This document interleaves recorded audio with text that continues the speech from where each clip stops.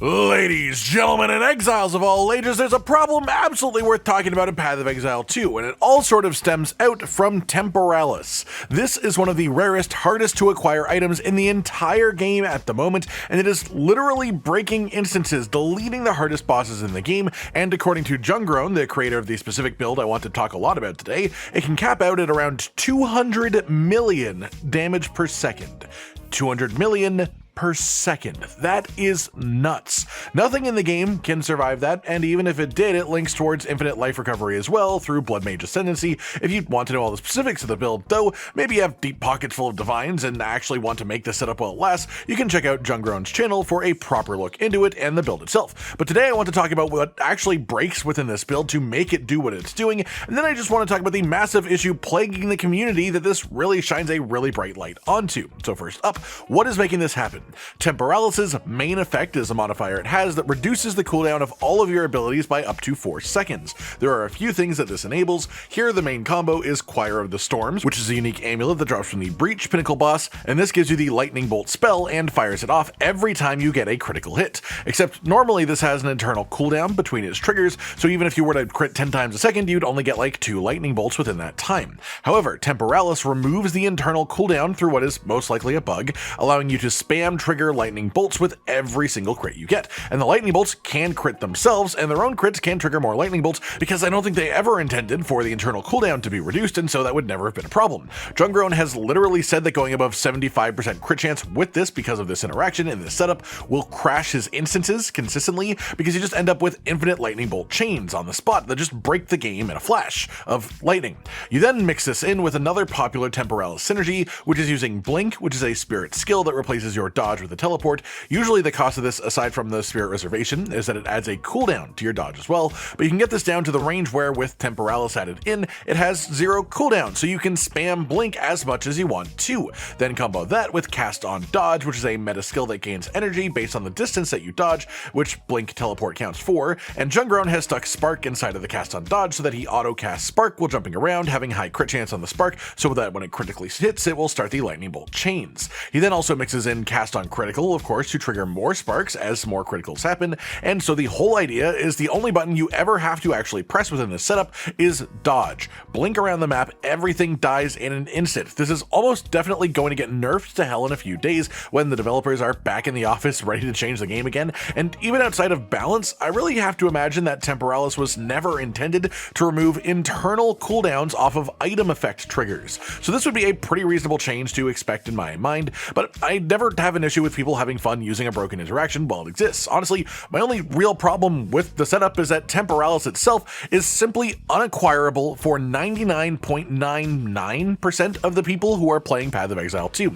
Maybe eventually, like months and months down the line if we don't get reset during early access, but even then, because the only way of naturally acquiring Temporalis is to use a specific unique relic when doing the Trial of the Sekimas, and then doing a fully hitless run, because you will only have 1 honor for the whole run. The skill required to accomplish that, even in a really high tier build, is immense. The focus it takes, it needs your full attention for the entire run. If you make even one mistake, you get reset, and you have to get the relic again, you have to start fully over. That said, if this was the only way to acquire this unique, it would be a really cool chase item, conceptually at least, perhaps something that required just one perfect stars aligning run through that activity, and it would still irritate a lot of people, understandably, because it's a really cool item that the vast majority of players will never see, and a lot of people are not a fan of the trials in their current state anyways. But that's not my main issue here. Obviously, you can play solo self-found, meaning you never have any trading interactions with other players, only your own loot, but the majority of players won't do that because it really slows down your potential for progression dramatically as you get into the endgame, as there is just no faster way to get better items in this game than trading for them, provided that you have the currency to do so. The problem? Nobody has the currency to do so to this extent. Well, to be more accurate, very few people have the amount of currency to get something like Temporalis. Temporalis, the core item of the setup, and I should mention about like 8 other builds as well that are doing really well right now, because Temporalis and Blink as a combo, especially with Cast on Dodge, enables a lot of silly stuff even outside of the likely bug with Choir of the Storms. It is a highly sought after item, some people build fully around it, others just use it to enable high movement in an otherwise separately very good build, such as the current highest ranking player on the the latter race to level 100, who is an invoker monk whose main damage comes from Herald of Ice explosion through storm waves for most mobbing, and he's using Temporalis mostly just for enabling blink speed movement through the maps, where he just never stops moving at a very high speed. And this is a big component of why he's at the top of the rankings right now. He worked out how to move ridiculously quickly through maps earlier than some of the other people who are competing for the top, and he has taken advantage of it significantly. That said, Temporalis, if you are going to trade for it, costs 200 divine orbs on average. On current currency exchange rates of around 75 exalted to 1 divine at the time of making this video, that's 15,000 exalted orbs. 15,000. How many exalted orbs have you had in your entire time playing the game so far, do you think? Don't think too hard about it, because unless you're one of the highest playtime, furthest progress, strongest build using players, it's not 15,000. It's probably not 10,000. It's probably not even 5,000. I would say an average person who has had good luck and gotten reasonable endgame progression doing tier 15, starting their pinnacle bosses, may have even seen 2,000 exalted worth of items at this stage as a whole. Less than 1/7 of the cost of this unique. And yes, it is super powerful and it's hard to get, so it's reasonable to be expensive, but the core reason I wanted to have this discussion is that the economy has simply gotten completely out of control in Path of Exile 2, and this is the best way to show why and how. It's the drop quantity and rarity can scale so exponentially quickly as you get stronger that people who hard farmed and grinded up into the deepest reaches of endgame the fastest, like these, have mountainous piles of currency, and every decision that this small amount of players makes has massive ripples on the rest of the community, to the point that for me to upgrade any piece of my gear in a meaningful way from where I am right now, it would cost me multiple divine orbs. And if I wanted to upgrade my gear and gain more of the item rarity increase stat, it would cost me 5 times the price it would otherwise. And that's the other main problem point too.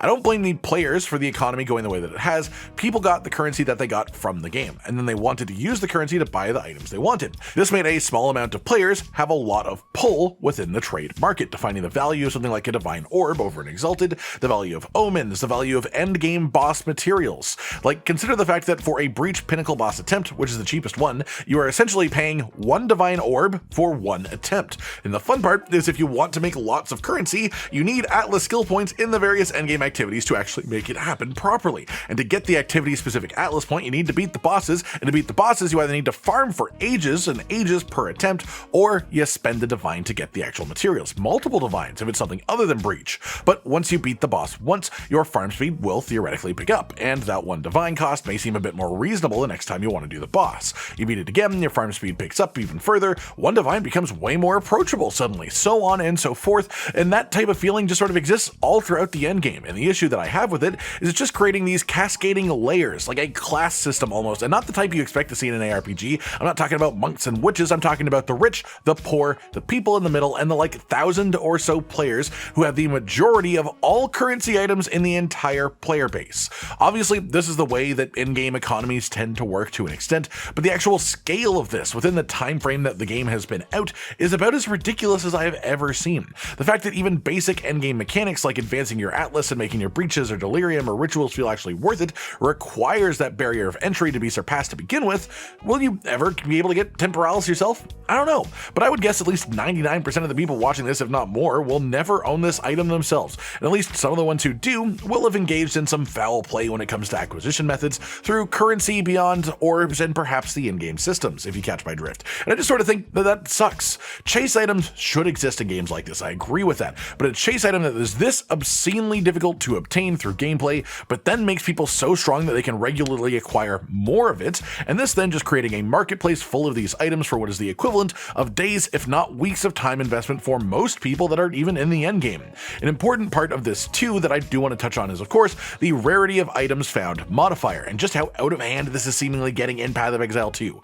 85% rarity of item found increase is the sort of soft cap for this, where you hit diminishing returns going past that. However, a bunch of players have worked out how to get to 300%, 400%, even higher of that in item rarity increases. And while the returns are diminishing, they still exist, and it gives you a ton more rare items, gives you a lot more valuable currencies actually dropping when you kill enemies, and if you can exist in a build that that has high speed and damage through something like Temporalis blankets, let's say, and then still stuff all the rest of your gear with loads and loads of item rarity on top of that, then the speed and efficiency that you generate currency is exponentially higher than someone who doesn't. That has then also resulted in all the items with this modifier being just ridiculously more expensive than the items that don't have it, and it then creates an even further issue within the player base, which is the great debate on which gear to use. Let's say for one divine orb of currency, you can either get an item that makes you 10% stronger with no item rarity on it, or an item that makes you 5% stronger but with a decent item rarity increase modifier. This sucks to even be a choice in my mind, really.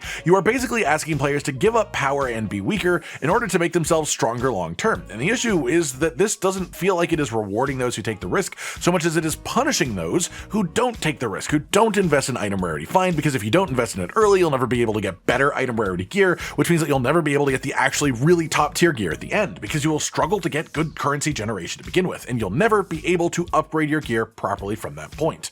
This has derailed a little bit from the original point I wanted to make, but I wanted to show you guys the ridiculousness that Temporalis is capable of creating within builds, how absolutely just amazing it is as an item, some really silly and cool interactions going on with it right now, resulting in literally broken builds, and then talking about just how sad it is, how small of a percentage of the player base will ever be able to actually experience this item itself, not to mention a build actually around it where you spend a bunch of divines on the other uniques required too, unless you specifically devote like days, if not weeks of your life to farming purely to get them. And then there's always the question of if you could have spent 200 divine orbs in a way to upgrade your other gear and make it faster to farm the items that you needed to begin with. It's a lot to handle. The game is so much fun. I genuinely enjoy it, but it also feels like if I spend one day without playing and advancing my character for multiple hours, I will fall behind the economy curve even further. And the farther you fall behind, the harder it is to catch up, as the prices will just keep rising day by day. That's pretty much it then, everyone. Just a bit of a discussion about the situation around Temporalis and the economy as a whole.